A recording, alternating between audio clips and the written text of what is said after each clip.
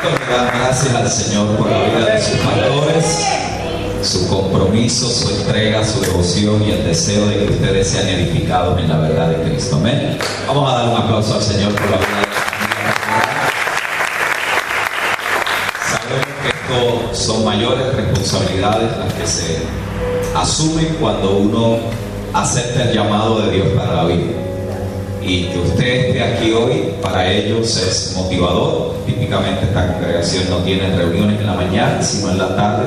Pero usted estar aquí le deja saber a ellos que hay un compromiso. ¿Ven? Usted está comprometido con la obra del Señor. Y nosotros comprometidos con ustedes, el cuerpo de Cristo, para poder seguir edificando esa casa espiritual que el Espíritu de Dios está construyendo y edificando, para poder ofrecer sacrificios espirituales que sean agradables delante del Señor. Por eso la adoración, por eso el servicio, por eso congregarnos, por eso amarnos los unos a los otros, por eso seguir aprendiendo, sumando. Como decíamos ayer, cada uno de nosotros contiene algo de Cristo que el otro necesita.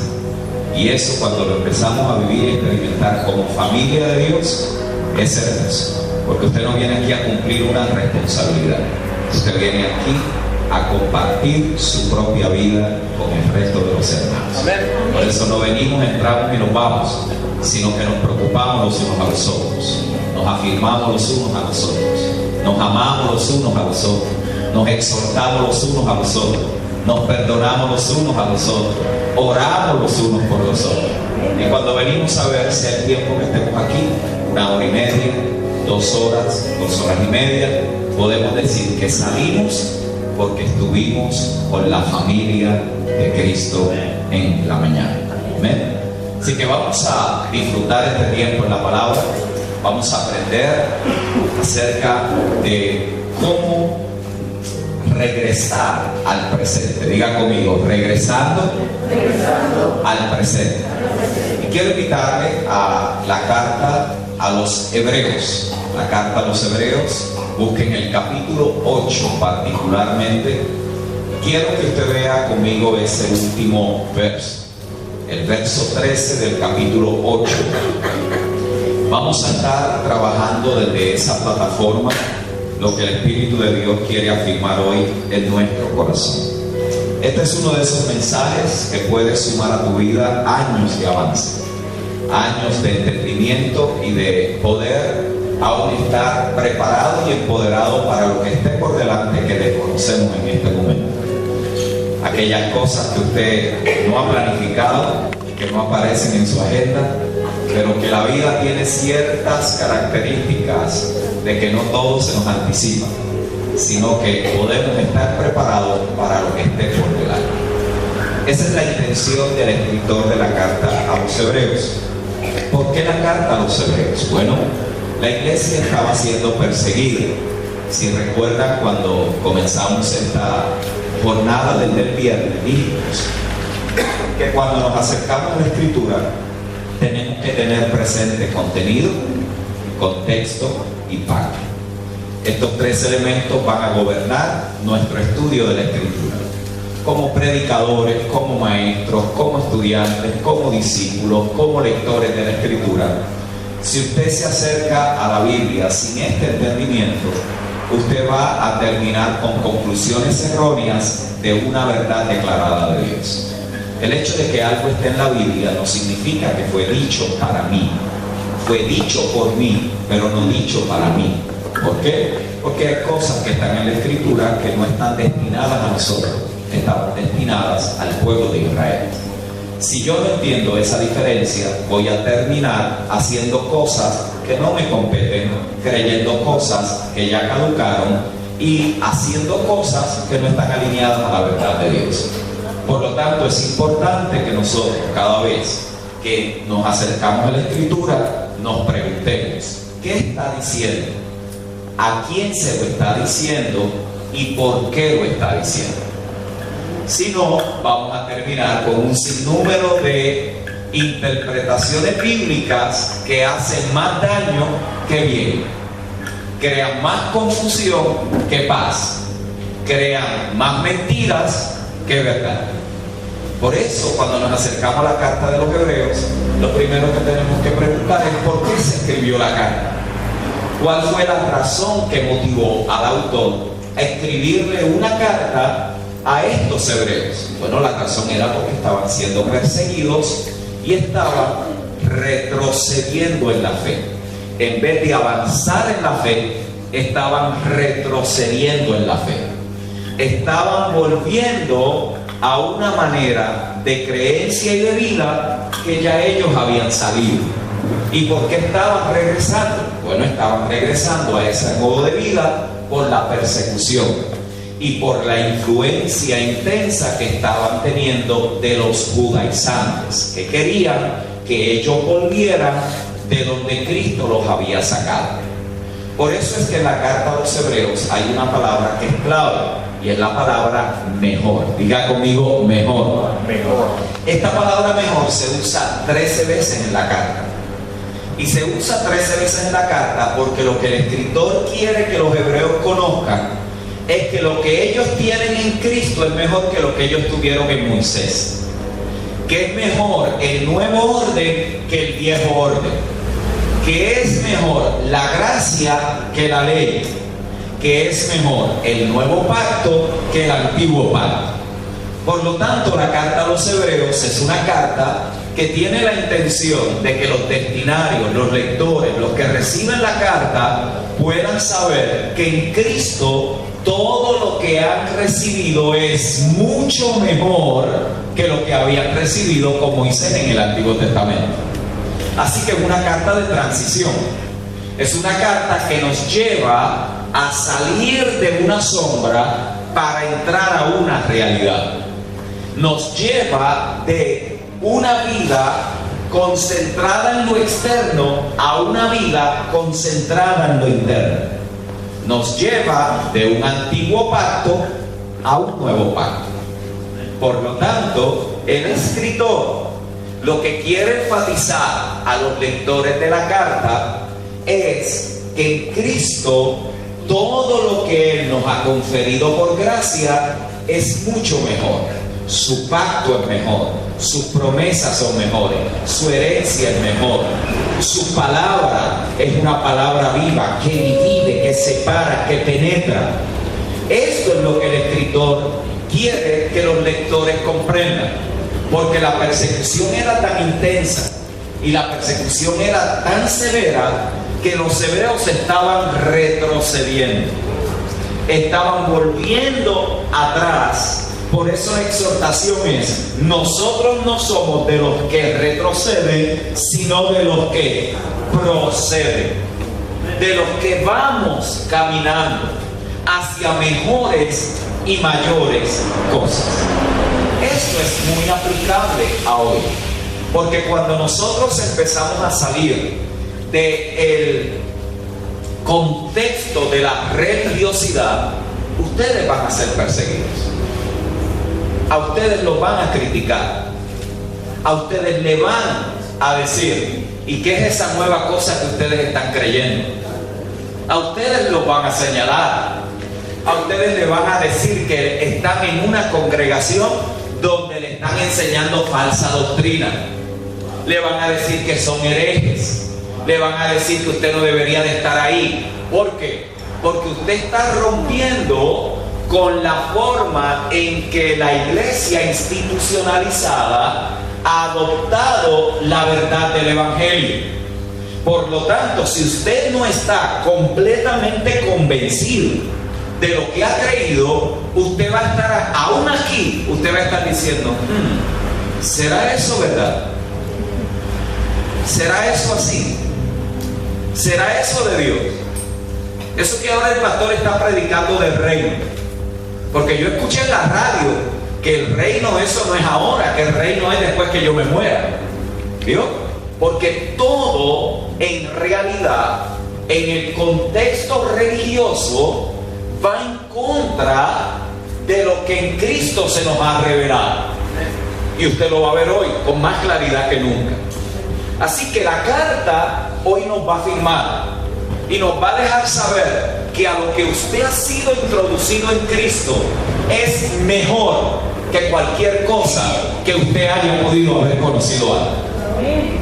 Que lo que usted tiene como herencia es mejor que lo que ellos tuvieron como promesa. Que lo que a nosotros se nos ha dado como riqueza en Cristo es mucho más glorioso que el Sinaí humeando, que el monte temblando y que una gloria descendiendo sobre un tabernáculo. Que yo prefiero el fuego adentro y no el fuego afuera. Que yo prefiero una nube adentro y no una nube sobre mi cabeza. ¿Por qué? Porque ahora usted ha pasado del antiguo pacto al nuevo pacto en Cristo. Gloria a Dios. Esos son buenas noticias. Aleluya. Son buenas noticias. Que en Cristo tenemos todo lo que pertenece a la vida y a la piedad. Así que el escritor de Hebreos nos quiere enseñar hoy cómo es que esta transición se da. Cómo es que pasamos del antiguo pacto al nuevo pacto. Y por favor, mire cómo dice la escritura. Al decir que, dígalo, nuevo pacto, ha dado, ¿por qué? Por viejo, ¿a cuál? Por lo tanto, si hay un nuevo pacto, hay un ¿qué? Un viejo pacto. Si hay un Nuevo Testamento, quiere decir que hay un ¿qué? Viejo Testamento. Quiere decir que si hubo un primer orden, ahora hay un nuevo orden. Por lo tanto, dice que el nuevo pacto ha dado por viejo al primero. ¿Y qué da? ¿Y qué sucede con lo que se considera viejo? Dice que se envejece y está próximo ¿a qué? A desaparecer. Es evidente que al momento de escribir la carta, lo viejo no había desaparecido. ¿Lo está viendo ahí? Es evidente. ¿Por qué? Porque él está hablando de que está pronto a desaparecer. ¿Por qué no ha desaparecido? Porque todavía el orden sacerdotal del antiguo pacto estaba vigente por causa de que la iglesia apenas estaba comenzando. Todavía había sacrificios en el templo. Todavía estaba el templo construido. No es hasta el año 70 que el templo es destruido, el orden sacrificial es destruido y entonces la iglesia empieza a caminar en el orden del nuevo pacto. Por lo tanto, aquí el apóstol, escritor, está hablando de que este nuevo orden, este nuevo pacto, estaba haciendo inoperante al viejo pacto. Pero para entender el nuevo, tenemos que conocer el viejo. Porque si no conocemos el viejo, ¿cómo sabemos cuál es la diferencia entre el nuevo y el viejo? ¿Cómo sé yo que estoy abrazando el nuevo pacto y que ya pasé de la revelación del antiguo pacto al nuevo pacto? Para eso tenemos que leer la escritura. Porque el antiguo pacto fue un primer orden. Diga conmigo, primer orden. El antiguo pacto no era malo. Ojo con eso. El antiguo pacto no fue de Dios. El antiguo pacto no era o fue un error, sino que fue un primer orden que preparó el camino para el nuevo orden. En otras palabras, según lo presenta la escritura, el antiguo pacto fue una sombra de lo que había de venir. Era una representación, era una caricatura, pero no era la esencia, no era lo que tenía que manifestarse, sino que era una sombra de lo que había de venir. Por ejemplo, búsquelo ahí en su Biblia, en Hebreos capítulo 10, verso 1. Y usted va a notar que el elemento que hacía que el viejo pacto operara, que era la ley, era una sombra que contenía los bienes venideros. Si usted está ahí, mírenlo ahí en su Biblia o ahí en la pantalla si no tiene la escritura. Porque la ley, ¿qué dice ahí? ¿Teniendo qué? La sombra de los bienes. ¿La sombra de qué? De los bienes De los bienes venideros. venideros. No, A la imagen. no la imagen misma de las cosas. ¿Qué dice ahí? Nunca puede, por los mismos sacrificios que se ofrecen continuamente cada año, hacer perfectos a los que se acercan. Ahora, ¿qué le pareciera a usted si usted en el antiguo pacto caminó, lo más que duraba la gente en aquel tiempo eran 46, 50, 55 años? Usted caminó en aquel pacto y nunca llegó a ser perfecto. ¿Qué le parece si usted venía a ofrecer el cordero para expiar su pecado y tan pronto se daba la vuelta para regresar a su casa, tenía que estar pensando cuál era el próximo cordero para volver otra vez? ¿Qué le parece? Que usted llegaba al tabernáculo y no sabía si Dios ese día lo eliminaba o lo bendecía. ¿Qué le parece? Que usted le estuviera sirviendo a Dios y usted no supiera qué iba a pasar con usted. ¿Por qué? Porque ese pacto era imposible que los que se acercaran pudieran ser perfeccionados. La razón por la cual era imposible, el autor no la dice, porque la ley era una sombra. Diga conmigo, una sombra. La pregunta que hay que hacerle al texto es: ¿qué es una sombra? Porque si nos está diciendo que era una sombra, a nosotros nos conviene saber que era una sombra en la Biblia, porque de lo contrario vamos a pensar que la sombra es la realidad y que la realidad es una sombra. ¿Qué es una sombra? Sino la representación de una sustancia. ¿Me explico? Donde quiera que hay sombra, lo que significa es que hay una realidad presente. Si yo estoy aquí, ahora no hay sombra porque no tengo ningún reflejo contraparte, pero si yo tuviera una luz que me hiciera contraparte, aquí hubiera una sombra. Ahora imagínense que usted estuviera, en vez de mirarme a mí, estuviera mirando la sombra, o en vez de hablar conmigo, estuviera hablándole a la sombra. Usted estaría ¿qué? Aquí hablando con algo que no es sustancia, con algo que no es esencia, por lo tanto con algo que no produce vida, con algo que representa a alguien pero no es alguien, con algo que representa a una esencia pero no contiene vida. Eso era la ley. La ley era una sombra de los bienes venideros.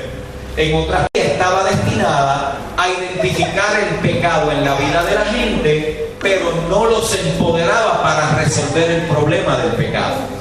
Por eso era que había que regresar continuamente a ofrecer sacrificio, porque la ley te condenaba, pero no había forma de que te exonerara. Lo único que te exoneraba, lo único que hacía que tú pudieras salir no culpable, era si obedecías lo que la ley decía. Y la ley decía que para poder exonerar, pagar por tu pecado, había que traer un cordero inmolado con ciertas calificaciones que había que ofrecerlo para que el pecado fuera expiado, no redimido, expiado. ¿Qué significa eso? Que ese pecado no era borrado, ese pecado se cubría, pero siempre estaba ahí acusando al que lo había cometido. Impresionante. Porque esta gente que vivió en ese pacto continuamente se acercaban a Dios con temor, porque la ley estaba haciendo su trabajo. La ley era buena, la ley era santa y la ley era justa. La ley hizo lo que fue destinada a hacer. decirle al hombre lo malo que es, pero no le da el poder para cambiar. Aleluya. No le da ni le imparte la vida que requiere para cambiar su comportamiento. El escritor dice que aquello era una sombra. En aquella sombra se contenía los bienes venideros. En otras palabras, mientras la ley estuviera presente, los bienes no se estaban manifestando. Solamente había una sombra, solamente había una silueta, solamente había algo que no tenía esencia, solamente había algo que representaba, pero no era la realidad. Esa sombra contenía los bienes futuros, pero no daba los bienes futuros. Por lo tanto, algo tuvo que suceder para que aquella sombra pasara, para que los bienes contenidos en manera de futuro en la sombra pudieran llegar hasta nosotros. Por lo tanto, ¿qué fue lo que sucedió? Que la sombra pasó, la realidad llegó, y ahora nosotros podemos decir que no estamos esperando el cumplimiento de una promesa, sino que hemos recibido el cumplimiento de la promesa. Hay una gran diferencia, porque la ley decía que íbamos a ser bendecidos. La ley decía que íbamos a heredar. La ley decía que íbamos a ser perfeccionados. La ley decía que íbamos a entrar a la presencia de Dios. Pero en ningún momento se pudo manifestar porque la ley lo anunciaba, pero no lo hacía posible. Pero bendito sea Dios en Jesucristo, que lo que la ley anunció, Cristo lo manifestó, porque Él es el Cordero de Dios que quita los pecados del mundo. ¡Aleluya! Por lo tanto, cuando aparece lo que la ley anuncia, ya yo no estoy esperando que se manifieste. Yo le estoy dando gracias a Dios porque lo he recibido por fe, por su gracia, por su amor y su misericordia. Si a eso el domingo en la mañana usted no le saca un amén, lo deberíamos de enterrar. ¡Aleluya! Lo deberíamos de enterrar vivo. Porque hoy a las 11 de la mañana o 12, la hora que sea, Chile está lleno de congregaciones que le están diciendo a la gente que Dios los va a bendecir. Y aquí se reunió una gente diciendo: a mí no me va a bendecir, a mí ya me bendijo con toda bendición espiritual en los lugares celestiales.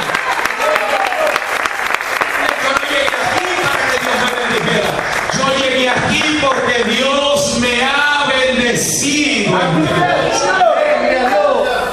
Si eso no le motiva a venir, es probable que todavía esté en la sombra. Y la sombra a la gente le gusta. A la gente le encanta que le prediquen de la sombra, porque la sombra no requiere fe. La sombra no requiere fe. La sombra lo que requiere es que yo esté ahí esperando que llegue. Lo que requiere fe es creer que ya llegó. Por eso es por la fe que caminamos. ¡Aleluya! Y no por la vista. Amén. Porque mi condición presente, cualquiera que sea, no es la de que determina lo que ya Dios hizo. Ya Dios me bendijo en Cristo el Señor. Amén. Por tanto, si usted está en Cristo, ¿cuántos están en Cristo aquí? Amén. Yo estoy delante de unos bendecidos y bendecidas de Dios que hoy se han congregado para celebrar la bendición que ha recibido.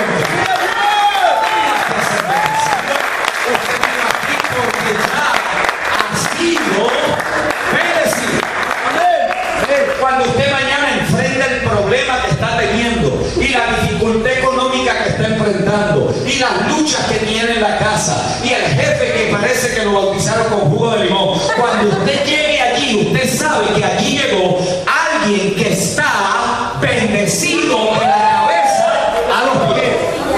¿Por qué? Porque Que Dios solo es Jesucristo. lo que la ley anunciaba ya llegó. No es que llegará. Por eso usted es un heredero. Aleluya. Gloria a Dios. Déjame repetirlo. Amén. ¿Alguien aquí me puede decir qué es lo que constituye a un heredero?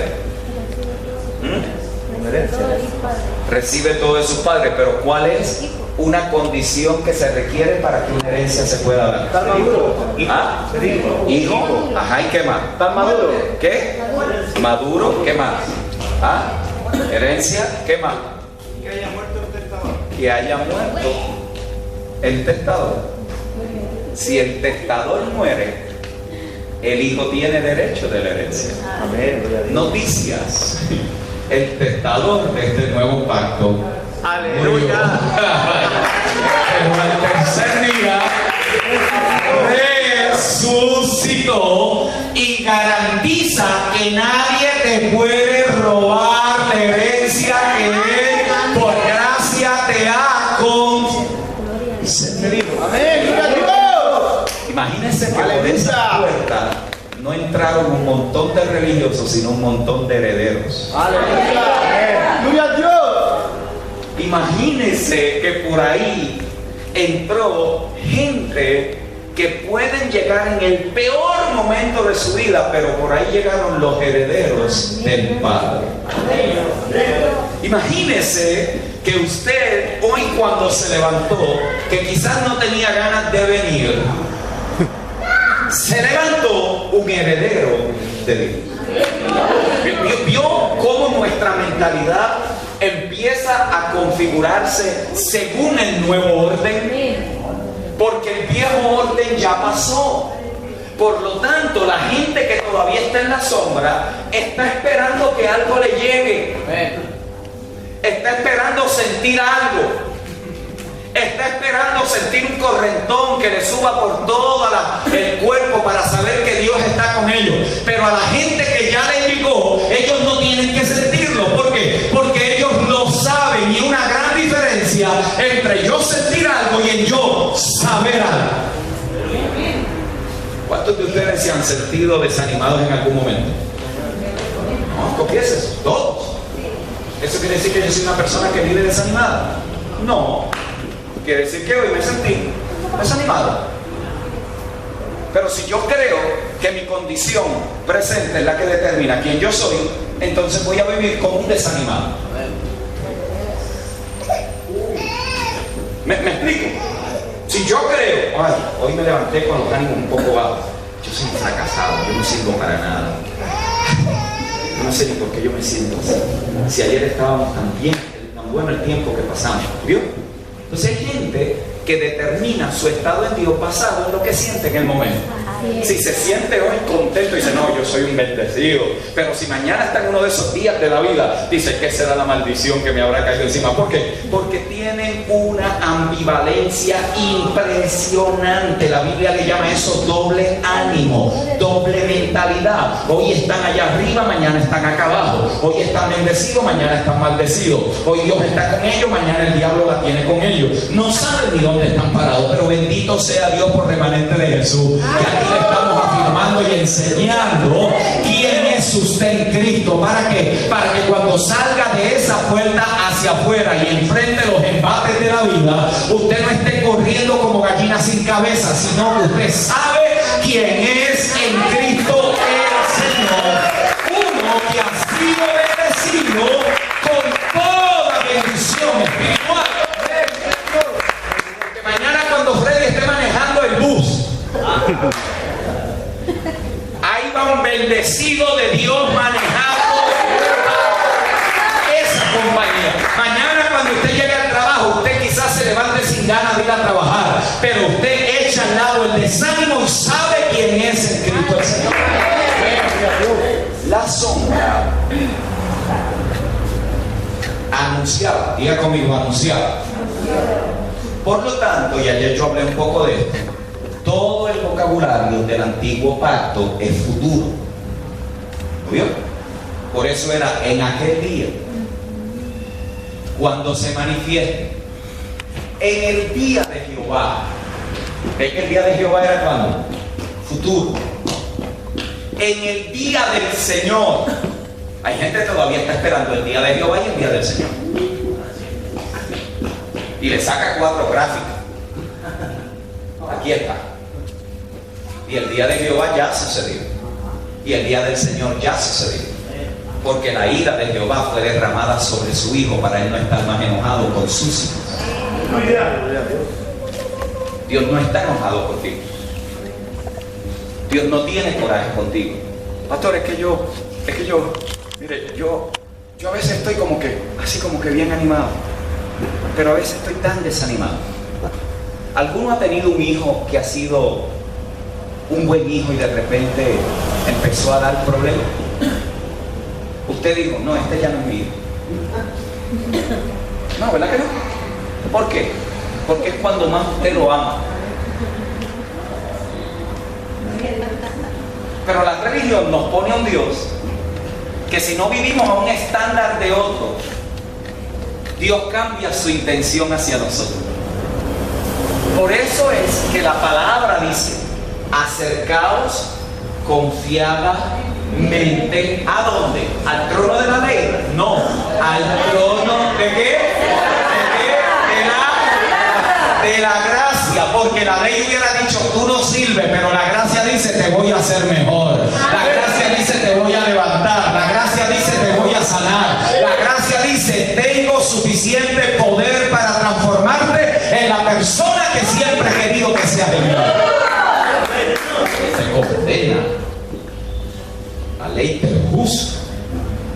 Pablo le decía a los Gálatas, vosotros no estáis bajo la ley, sino bajo la gracia. La ley hizo su trabajo. Nos anunció que éramos incapaces de salvarnos. Nos anunció que éramos incapaces de transformarnos a nosotros mismos. Por más que oráramos, ayunáramos, fuéramos a encuentro, a vigilia, todos los inventos que tenemos para que la gente sea transformada. Pero cuando entendemos que la obra de transformación es que el velo es quitado de nuestros ojos y el Espíritu de Dios nos transforma como a la misma imagen de nuestro Señor Jesucristo. Tengo noticias para alguien aquí. Mientras usted está haciendo su trabajito allí en la empresa, Cristo está trabajando en la transformación por medio de su Espíritu. Mientras usted está pasando ese coraje porque todavía no ha vencido la ira, Cristo está transformándole a la imagen de su Hijo. Mientras usted está bregando con el ánimo y el desánimo, Cristo te está transformando a la imagen de su Hijo. Mientras usted todavía tiene arranques de palabras que se le salen, Cristo está transformándote continuamente por medio de su Espíritu. Por eso es que el que comenzó la buena obra en vosotros no la va a dejar, sino que la terminará hasta el día del fin. La ley no podía, pero la gracia sí puede. Por lo tanto, la ley, diga conmigo otra vez, anunciaba. Pero el nuevo pacto, diga conmigo, nojaba. ¿Ve la diferencia? Aleluya. En la ley yo tenía una promesa. En el nuevo pacto yo tengo una herencia. Bien. En el antiguo pacto yo hacía para ser bendecido. En el nuevo pacto yo hago porque he sido bendecido. Por eso es que la gente que no transiciona al nuevo pacto siempre hay que estarle haciendo promesas. Hermano, usted sabe que si usted viene esta fin de semana, Dios lo va a bendecir. ¿Vio? Una promesa. Lo estoy seduciendo para que usted crea que si usted viene, Dios lo va a bendecir. Hermano, si usted viene a esta actividad que tenemos programada, Dios le va a impartir una unción poderosa. Otra promesa. Hermano, usted sabe que si usted sirve comprometido a la obra del Señor, Dios le va a resolver todo. Otra promesa. ¿Vio? La gente viene y cuando Dios no le resuelve el problema, se enoja con Dios porque no se lo resuelve. Le echan la culpa al pastor, le echan la culpa a los hermanos, le echan la culpa porque ellos dan tanto y siempre están en necesidad económica, le echan la culpa al de la esquina, al trabajador. En fin, están buscando echarle culpa y como tienen un poquito de echarle culpa a Dios, entonces se reservan, pero por dentro lo creen.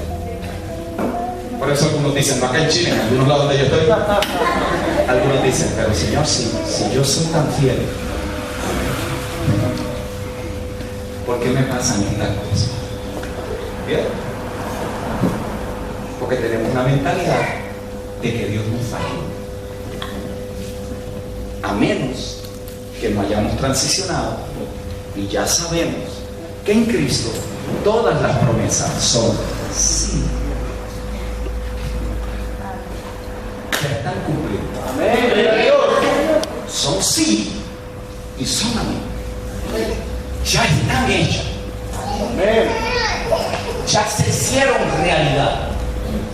No es que Dios me va a bendecir, es que Dios me bendiga.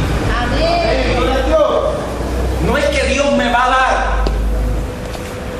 No solamente me dio todas las cosas que pertenecen a la vida y a la piedad. Pero no es que Dios me va a enriquecer, es que ya me ha enriquecido. Amén. Con toda revelación espiritual. No es que Dios me va a amar si le sirvo más, es que ya me amó y por eso le sirvo de todo corazón. Por eso mucha gente hoy está congregada. Y gloria a Dios, es mejor estar congregado esperando que algo pase que en la casa que no va a pasar nada. Pero mantener gente en ese círculo vicioso es lo más desgastante que hay. Porque esa gente hoy están acá arriba y mañana están acá abajo. Están continuamente luchando por la bendición. ¿Escuchado ese término? Hay que pelear la bendición. ¿Sí? Y eso se oye tan espiritual, ¿verdad? Eso se oye, wow. Y los más que pelean son los más bendecidos. Entonces viene el hermanito y la hermanita que es introvertido, que no tiene ese ánimo de vida, que la gente a veces piensa que la espiritualidad es de acuerdo a cuánto grita y cuánto habla y todas esas cosas que la gente se inventa, ¿no? Ay, hermano, yo quisiera ser así como usted. No, hay veces que esa gente lo que son unos bocones. Espiritualidad no tiene nada que ver con tu intensidad en la carne. Espiritualidad tiene que ver con, ¿le creíste a Dios o no? ¿Sí o no? No, no le he creído. Bueno, no eres espiritual. ¿Le creíste? Sí, soy espiritual. ¿Por qué? Porque espiritualidad no es algo a lo cual yo entro, sino es algo a lo cual a mí me introdujeron. Somos espirituales. ¿Por qué? Porque estamos unidos con Cristo el Señor. De modo que si uno se une a una ramera, un espíritu es con ella. Pero el que se une al Señor, un espíritu es con Él. Por lo tanto, usted está tan ligado a Cristo que cuando el Padre lo mira, no sabe cuál de los dos. Por eso es que el nuevo pacto no se hizo con nosotros, se hizo con Jesús. Wow. Voy a repetir. El nuevo pacto no se hizo con nosotros. Dios no hace pacto con mortales. El nuevo pacto lo hizo con su Hijo. Por eso es que se le llama un pacto eterno. ¿Por qué se hizo según Apocalipsis 3:8 en la eternidad? El cordero inmolado desde era una decisión previa. Por lo tanto, dependiendo en quien usted esté, determina en qué es que va a caminar. Si está en Adán, camina maldito. Si está en Cristo, ha sido bendecido. Amén. Gloria a Dios. Aleluya. Por eso es que el pacto no se puede romper. Yo podré ser infiel, pero Dios siempre será fiel, dijo Pablo. Amén. ¿Por qué? Porque el pacto no fue conmigo, el pacto fue con su Hijo. Por lo tanto, ¿cómo yo asumo lo que Dios hizo con otro? Cuando creo que lo que hizo, lo hizo por mí. Por eso Pablo dice, con Él morimos. Romanos 6. Con Él fuimos sepultados, con Él fuimos resucitados y con Él fuimos glorificados. Amén. Usted no había nacido y ya Dios lo había visto en la cruz. ¿Por qué? Porque usted estaba allí siendo crucificado con Cristo, siendo sepultado con Cristo, resucitando con Cristo y siendo glorificado con Él. Yo no sé si eso a usted le agrada saber, pero yo le acabo de decir que usted en Cristo está totalmente seguro. Amén, gloria a Dios. Aquí sea el Señor. La ley anunció. En la Escritura hay un principio que le quiero dejar, y es el principio de la simiente. Diga conmigo, el principio de la simiente. El principio de la simiente es el principio que se manifiesta en Génesis 3, cuando el hombre desobedece. Lo primero que Dios hizo con la desobediencia de Adán no fue que lo mató, sino que incorporó la redención. La redención es la manera en cómo Dios reconciliaría a toda su creación con Él, incluyendo a los seres humanos. Esa reconciliación requería la muerte de alguien. Adán murió espiritualmente, en otras palabras, fue separado de Dios, pero físicamente vivió 939 años. ¿Por qué? Porque lo que Dios había creado en Adán era más que un ser humano. Lucas dice que era su vida. Por lo tanto, el Padre incorpora la redención y activa lo que se le llama el principio de la simiente. La simiente es la manera en cómo nosotros podemos entender la trayectoria de Dios a través de la historia. Si usted fuera a tomar toda la Escritura y la condensara de una manera que la podamos entender rápido, lo pudiéramos hacer de 5 maneras diferentes. Número 1, la simiente viene. Diga conmigo, la simiente viene. La simiente viene. Él lo dijo cuando Adán desobedeció. Y vendrá la simiente. La simiente vendría a destruir la cabeza de la serpiente. Pero la serpiente lo heriría en el calcañar. Por lo tanto, todo el Antiguo Testamento era una sombra anunciando que la simiente vendría. Por eso es que de un hombre a una familia, a 12 tribus, a una nación. Porque para que la simiente pudiera llegar, se requería toda una nación que la contuviera para ser manifestada cuando el tiempo se cumpliera. Amén. Por eso Pablo dice en Gálatas capítulo 4 que en el cumplimiento del tiempo apareció ¿quién? Cristo, nacido de mujer, bajo la ley, para los que estaban bajo la ley. Por lo tanto, la simiente, dígalo conmigo, vendría. Todo el Antiguo Testamento, desde Génesis a Malaquías, todo es a manera de sombra. Por eso tenemos un cordero que había que sacrificar, porque en el cumplimiento del tiempo Dios mismo enviaría a su hijo, que sería ¿quién? El Cordero de Dios que quitaba los pecados del mundo. Por eso había un sumo sacerdote en la tierra. ¿Por qué? Porque había un sumo sacerdote en los cielos. ¡Aleluya! Por eso había un tabernáculo en el desierto, que era una copia del tabernáculo celestial. Por eso había ofrendas, por eso había sacrificios, porque todo estaba señalando a lo que estaría viniendo en la simiente. Amén. La simiente vendría. Bueno, la simiente vino. Diga conmigo, la simiente vino. Y vino, pero no vino a lo que ellos esperaban. Porque ellos esperaban que la simiente viniera como el Mesías a derrocar al gobierno en turno para volver a colocar a Israel como cabeza de naciones. Pero Mateo, Marcos, Lucas y Juan no dicen que la simiente vino, pero vino a morir. Aleluya. Y los 4 evangelios dan testimonio de que Jesús nació bajo la ley por medio de mujer, sin relación con un hombre. Esto es importante. Esto es importante. Porque el pecado solamente puede llegar a la raza humana cuando un hombre y una mujer se unen.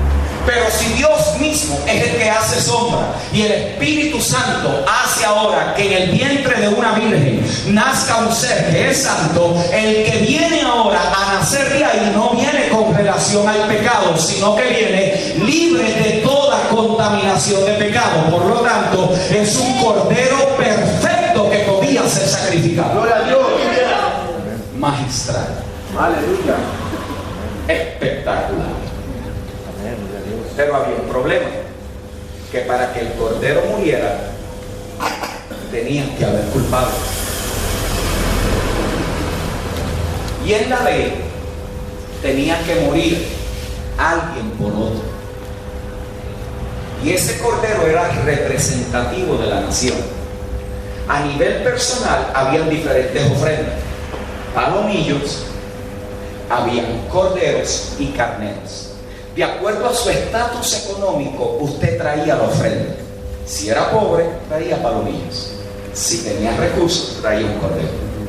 Por eso es que lo que María trae a presentar en ofrenda son palomillos, porque no había recursos para presentar cordero. El cordero lo llevaba ella por dentro. Aleluya. Aleluya. Allí estaba.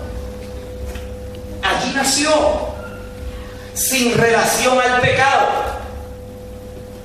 Allí nació sin culpa. Allí hizo bien a todos los hombres. Allí trajo y restauró el gobierno de Dios. Allí manifestó la operación del orden de Dios. Pero Él vino a morir por los suyos. Por eso es que Él, no cometiendo pecado, el Padre lo tiene que hacer pecado a Él, para que usted y yo pudiéramos ser salvos. Aleluya. Gracias, papá. Por eso la Biblia dice que aquel que no cometió pecado, Dios lo hizo pecado para que nosotros fuéramos hechos justicia de Dios en Él. Si esto no lo entusiasma, le hacemos el funeral cuando terminemos. La simiente vino, pero vino a morir. Pero la simiente no solamente murió, la simiente resucitó. Diga conmigo, resucitó. El libro de los Hechos nos da fe y testimonio de eso. Todo el libro de los Hechos es algo muy particular. La simiente resucitó, señores. Aquel que había estado muerto ha resucitado. ¿Cómo es posible que una joven iglesia sin recursos, perseguida, Roma los estaba buscando para matar, no tenían PowerPoint, no tenían silla, no tenían templo, estremeció un imperio completo y lo hizo temblar con un solo mensaje: aquel que ustedes habían crucificado, Dios lo ha hecho Señor y Cristo? En otras palabras, César,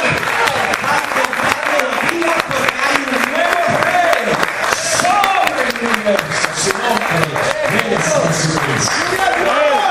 El victorioso Padre Jesús. Un mensaje. Para nosotros el mensaje de Semana Santa, para ellos era el mensaje 24/7. Jesucristo ha resucitado. Amén. Para nosotros el mensaje de Semana Santa. ¿Qué van a predicar el domingo de resurrección? ¿De qué? De resurrección. ¿Sí? Para ellos era uno. Nosotros hablamos de depresión, cómo puede hacerse rico, 7 pasos para ser próspero, 8 pasos para recibir la unción, 25 cosas. Y la gente, mientras más usted le predica eso, más muertos están. Porque eso no produce vida. Aleluya. Predica a Cristo y a este crucificado. Y vas a ver como lo que está dentro de ti dice: eso tiene resonancia en mi espíritu, porque esa semilla habita en mí. Aleluya. Dios. Después le enseñamos mayordomía, después le enseñamos empresarialismo, después, pero eso no tiene nada que ver con quien ya tú eres en Cristo. Puedes vivir en una casa súper humilde, pero hay alguien que ha sido enriquecido con todas las cosas.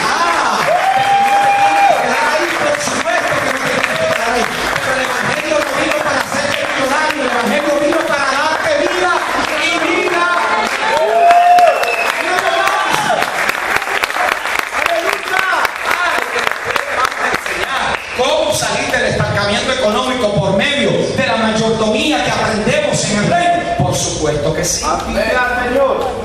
No tiene nada que ver con el evangelio, porque si fuera así, ningún impío fuera próspero, ¿cierto? Y los impíos son más prósperos que muchos creyentes. Así que eso no tiene nada que ver con el evangelio, señores. Tiene que ver con aprender a vivir con sabiduría. Amén. La simiente vendría, la simiente vino, la simiente murió, la simiente resucitó, la simiente habla. Aleluya. Todas las cartas apostólicas nos dan fe de que la simiente habla. Gloria a Dios. Inspiró a los apóstoles y profetas a declarar el decreto de Dios. Amén. La simiente ahora, por medio de sus hijos, habla. Los apóstoles literarios, como Pablo, como Pedro, como Juan, como Santiago, nos deja saber que la simiente habla. La simiente vino, la simiente murió, la simiente resucitó, la simiente habla, pero ahora la simiente reina. Gloria a Dios. Ay, deben estacionarme aquí un momentito. Para eso es el libro de Apocalipsis. Sí. Apocalipsis no es el libro del falso profeta, la bestia y el anticristo. Eso es lo que la religión ha hecho de ese maravilloso libro. El libro te dice para qué fue escrito, pero no lo queremos leer. Capítulo 1, verso 1. Y esta es la revelación de Jesucristo. La revelación de Jesucristo, que no importa que esté pasando en cualquier tiempo de las generaciones donde la iglesia viva, hay uno que está sentado en el trono y gobierna sobre las naciones. Es un libro que termina con Cristo y termina con Cristo. ¿Por qué? Porque vi que del cielo descendió la nueva Jerusalén. Es un libro que termina en esperanza para los que están oprimidos a vivir.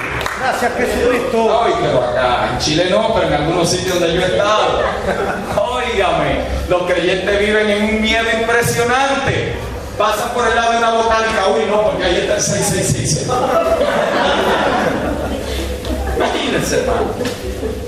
Imagínense una iglesia con esa mentalidad.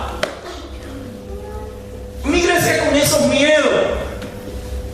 Con razón nos metemos dentro de cuatro paredes, esperar que esto se termine.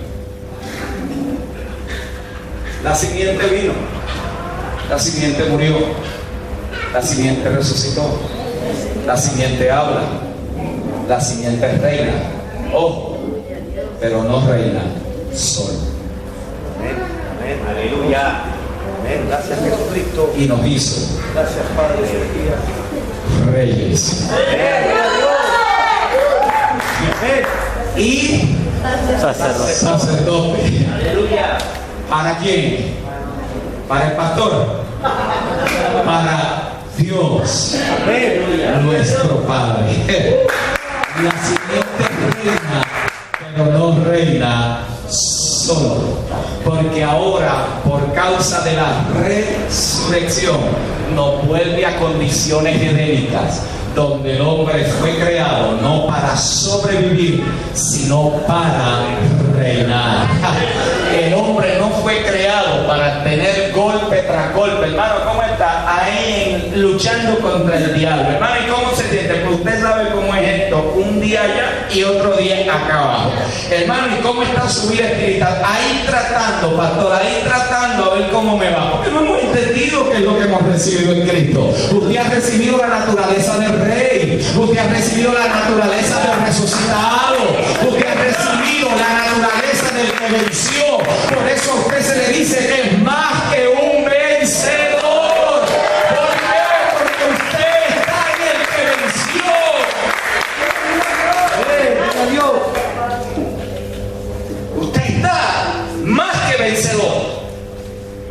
Porque lo que usted hoy está peleando ya otro lo ganó. Gloria a Dios. Con lo que usted está luchando hoy, otro ya lo ganó. Amén. Por eso es que somos más. Vencedores. Él fue el que dio la batalla y ganó. Y me dice, tú no la tienes que pelear, yo la peleé por ti, yo soy más. Gloria a Dios. ¿Qué me dice? Por eso es que en Cristo Dios siempre, ojo, siempre, según de Corintios 2, siempre nos lleva en triunfo. No, pastor, pero si usted supiera, yo estoy enfrentando hoy la peor prueba de mi vida y usted tiene problemas en su desarrollo aquí en la tierra, pero para Dios siempre va en triunfo, porque Dios no lo ve allí. Dios lo ve en Cristo, más que el vencedor. Amén, gloria a Dios. La siguiente reina, pero no reina solo. Por eso es importante, quiero ir cerrando esto, busque Romanos 5:21. Porque esta es la mentalidad que va a hacer que una iglesia empoderada con mentalidad del reino pueda avanzar. Si no nos quedamos en mensaje, si no nos quedamos en teoría, si no nos quedamos con mucha palabra pero poca vida. Note lo que dice.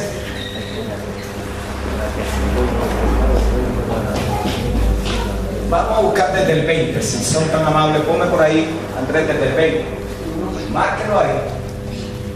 Márquelo ahí en su Biblia, en su teléfono, donde sea. Mire. Pero la ley se introdujo, ¿para qué? ¿Para qué se introdujo la ley? ¿Por qué? Porque el que está escribiendo ese Pablo dice, yo no conocía el pecado sino fue por medio de la ley. En otras palabras, él no conoció lo que era codicia hasta que la ley dijera codicia. Porque siempre hubo pecado, desde Adán a Moisés hubo pecado, pero no había identificación del comportamiento hasta que vino la ley. Por lo tanto, la ley tenía el propósito de identificar el pecado, pero no tenía el poder para transformar al pecado. Dice que se introdujo la ley para que el pecado abundase. Mas cuando el pecado abundó, Sobreabundó la gracia. Amén, gloria a Dios.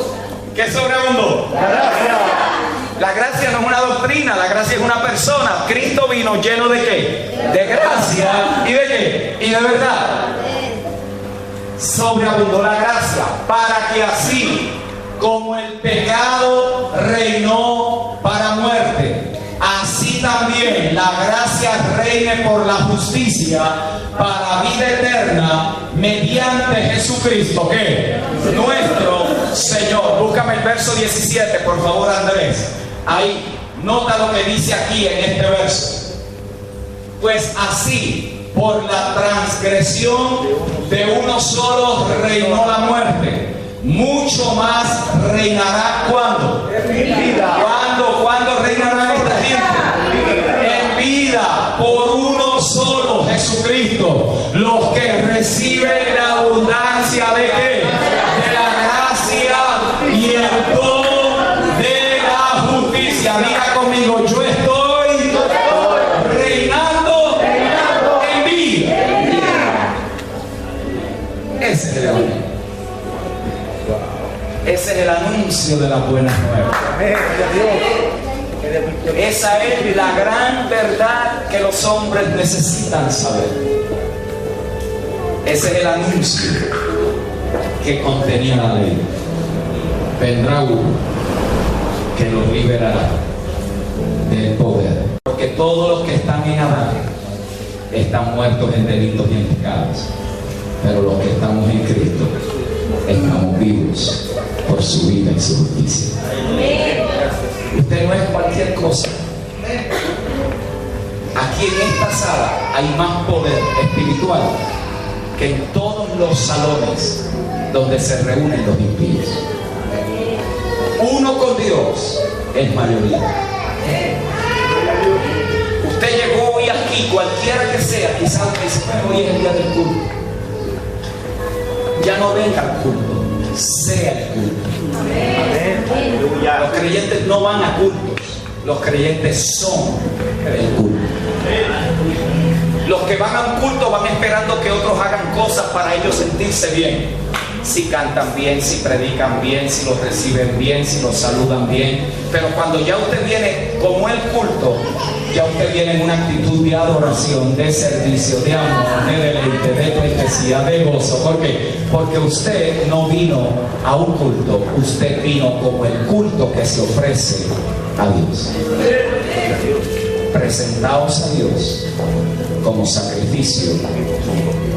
Amén, gloria a Dios. vive delante de él. Ese sacrificio vivo, dice, es vuestro culto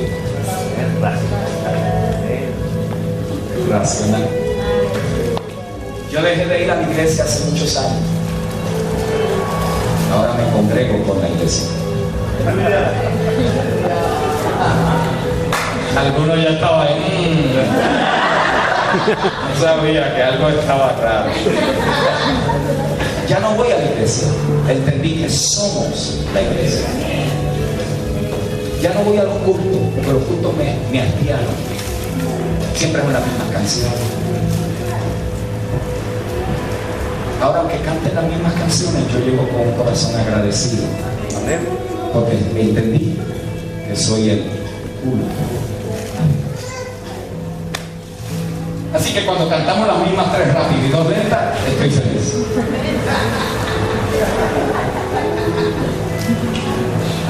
Porque ya yo vine como el culto. Así.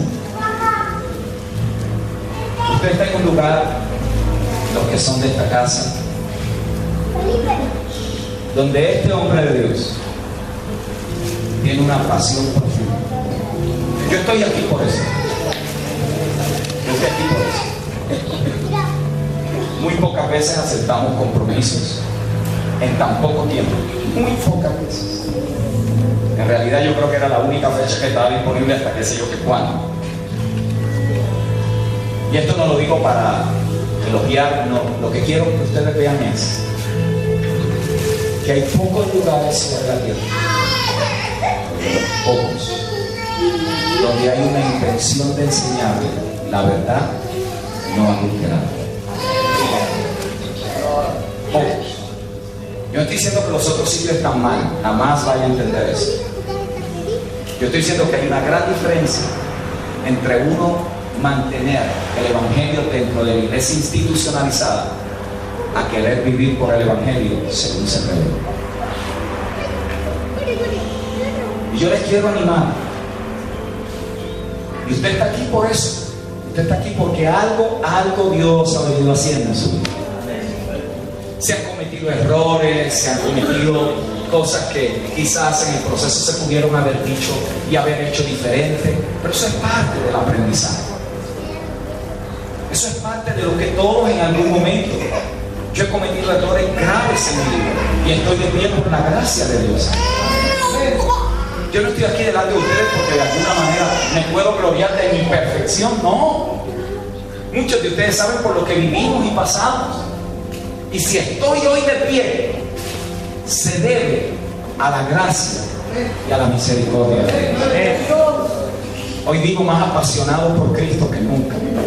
Hoy amo más la iglesia de Cristo que nunca.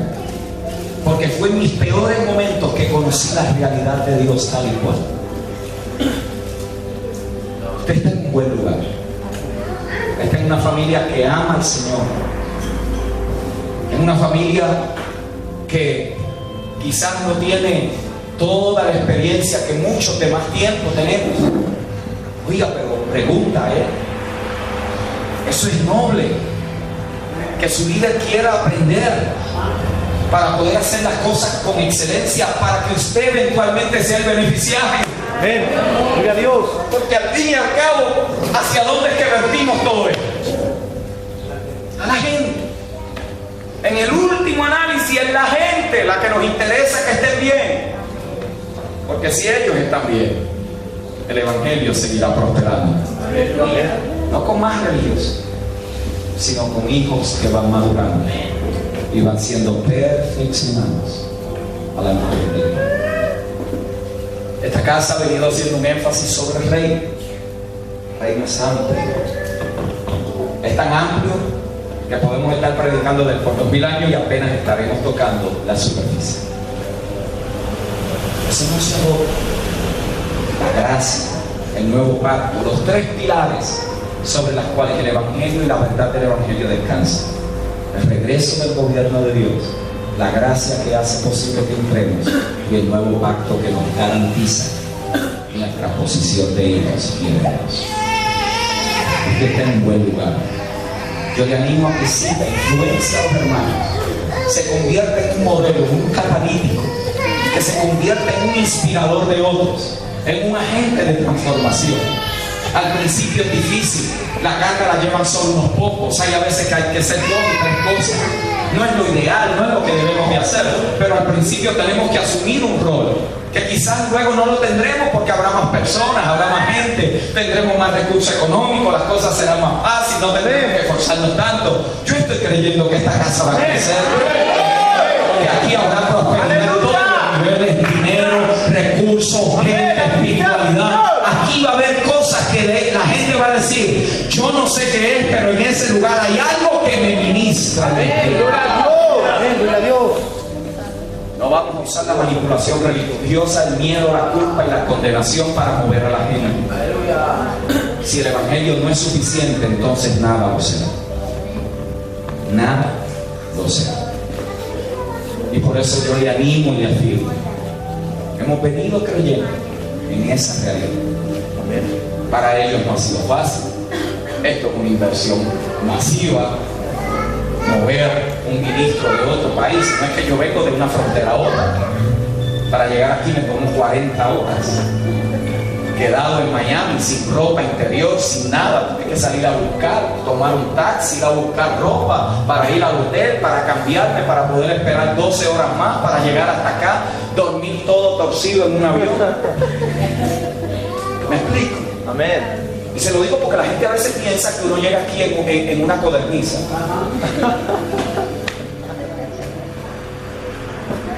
Y a veces los más cerca que están no aparecen. Y eso es motivo para ellos de tristeza. Pero usted llega, usted motive a los otros.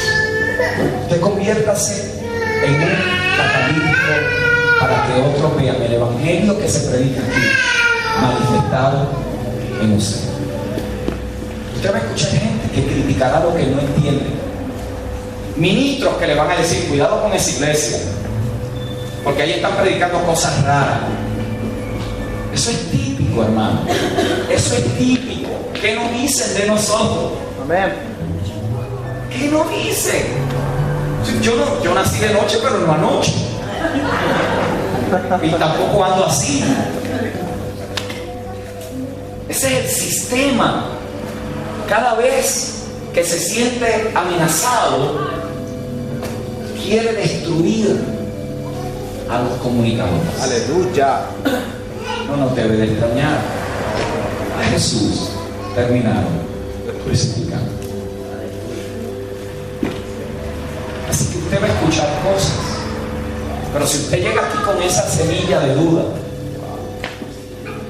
y usted llega aquí, ¿será verdad? Hoy vinieron un poco. No, usted es así desanimado. No. Puede venir uno. Pueden venir 1000. Yo de aquí salgo para un escenario de 3000 personas. ¿Usted cree que la cantidad de gente va a variar mi pasión por el evangelio? ¿Usted cree que yo voy a predicarle con más tenacidad a 3000 que a uno? No, entonces la gente es la que determina mi condición en Cristo. Pero cuando uno está ahí en esa silla como ellos, yo sé lo que se siente porque yo estuve ahí. Wow. Yo estuve en esas primeras días empezando. Llegar a la gente, invitamos a un predicador, por favor, Señor, haz lo que vengan, aunque no sean ni de la iglesia, pero que lleguen. Y yo lo ahí buscando ahí, Dios mío, sácanos de esta, que ya nos metimos.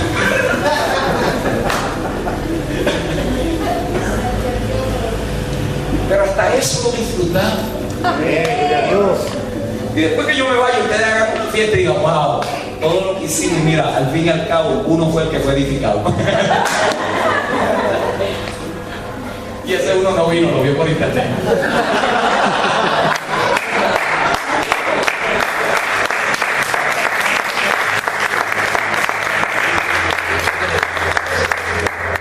Desanimo en el Señor. Amén. Gloria a Dios. En el poder de su gracia, en la consolación de su vida, a que sigan avanzando. El reino no es tan rápido, no es cuán rápido uno va, sino que vaya. En el reino hay un principio de siembra Usted siembra la semilla y dice, y se va.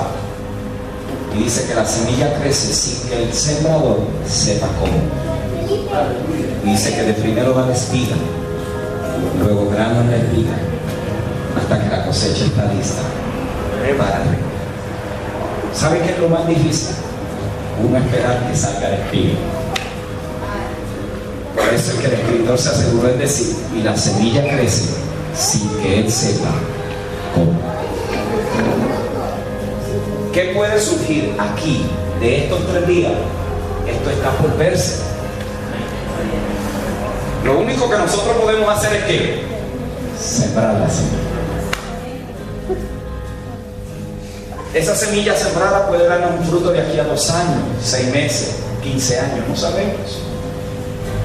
Pero este es el reino de los cielos del cielo. Las cosas crecen sin que nosotros sepamos cómo. Yo quiero invitarle a que se ponga de pie. Yo quiero agradecer su esfuerzo, su compromiso, su honra, su tiempo. Si puede, déle la mano al que esté a su lado. Vamos a orar los unos por los otros, como hermanos en la fe. Si tiene un visitante, un hermano, una hermana que no conoce, dígale si está bien tomarle la mano. O si no, no se preocupe. Es una manera representativa de decir, juntos podemos más que solos. Amén, gloria a Dios. Podemos avanzar más unidos que separados. Padre, yo te doy gracias por mis hermanos y hermanas. Te doy gracias por el esfuerzo, el compromiso, la inversión que muchos de ellos han hecho. Han hecho inversión de tiempo, han hecho inversión de dinero, han hecho inversión de servicio, han hecho inversión de dones, de talentos y habilidades. Muchos de ellos, Señor, están aquí no porque están en un tiempo de su vida donde todo está fácil y bien, sino porque han tenido que luchar para estar aquí de ti. Te pido que en su hombre interior, en su espíritu, sean fortalecidos y fortalecidas. Señor, que hayan sido afirmados y afirmadas, edificados y edificadas. Señor, y que lo que está por delante de ellos lo enfrenten con la determinación de que ya esta batalla está ganada. Y que la victoria está garantizada. Y que en Cristo somos más que vencedores. Señor, que no sean de los que retroceden, sino de los que proceden. Que no sean de los que se quedan detenidos en el camino por la presión, sino que sean de los que penetran y conquistan lo que ya les pertenece por la convicción de fe. Porque habiendo obtenido un reino inconmovible, servimos por agradecimiento. Gracias por tu amor y gracias por tu espíritu, el cual nos lleva siempre en triunfo en Cristo Jesús. Aquí hay una generación emergente de hombres y mujeres comprometidos con la verdad del Evangelio para comunicarle a todo Santiago y eventualmente a diferentes regiones en Chile que hay una buena noticia que ustedes deben de conocer, y es que Dios estaba en Cristo reconciliando al mundo con Él, no tomándole en cuenta sus pecados, y ahora nos ha hecho a nosotros ministros de la reconciliación. Yo bendigo tu casa, bendigo tu vida, bendigo tus bienes en la bendición que ya en Cristo Jesús has recibido. Declaro que el resto del 2016 será un año de avance, de prosperidad, de abundancia y de bendición en todos los niveles de tu vida. Emocional, física, intelectual, espiritual, empresarial, matrimonial, relacional, a nivel de iglesia y a nivel de familia. Tu vida irá de mayor a mayor, irá creciendo en todas las áreas, porque es el buen deseo de nuestro Padre Celestial que llevemos no solamente fruto, sino mucho fruto. Bendigo tu vida en el nombre de Cristo el Señor. Amén. Bendecido.